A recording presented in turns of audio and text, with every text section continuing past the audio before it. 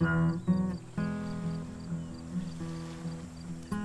my name's Crispin Schroeder. I'm the pastor of North Shore Vineyard Church in downtown Covington, right across the lake from New Orleans. You know, there's a lot of songs that you write as a songwriter that you sit down and you have something in mind, but then there's the other kind of songs that tend to just happen in the midst of the trials of life. A few years ago, Hurricane Katrina struck this area out here. Everyone I knew was affected in some way. And I remember in those first couple of months, it was an interesting thing being a musician, a worship leader, a songwriter, because I felt so small. I felt like my gifts had no place in that time, because surely it was a time where it was more appropriate to pick up a hammer, to rip out carpet, to rip out sheetrock.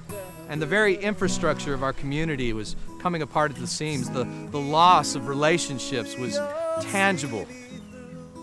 Well, it was about 3 months after Katrina, I found myself working day and night trying to help people, and I really hadn't even gotten in touch with my own feelings of grief on the issue.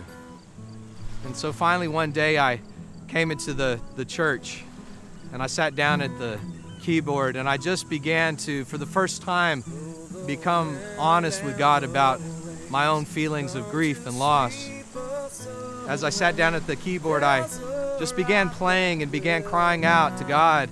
And images of folks stranded in the Superdome, images of friends of mine who'd lost their homes in Gentilly and Lakeview, Kenner, Metairie, began to flood my mind. I was overwhelmed with grief in that moment, but I found myself singing these words: through the storm and the flood, though my dreams suffer harm, there's a rock that will not be moved. Though my eyes blur from tears and the cries burn my ears, there's a rock that will not be moved. See, the reality is, in the midst of all the suffering and the trial, I encountered God in a very profound way.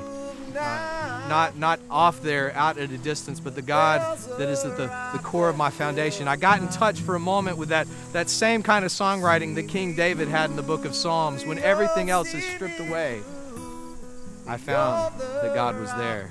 And somehow, when we find ourselves in trials and sufferings, we can hold on to these words that though I'm going through a really hard time, God is my rock. God is on my side. He's got me, and I will yet praise the Lord.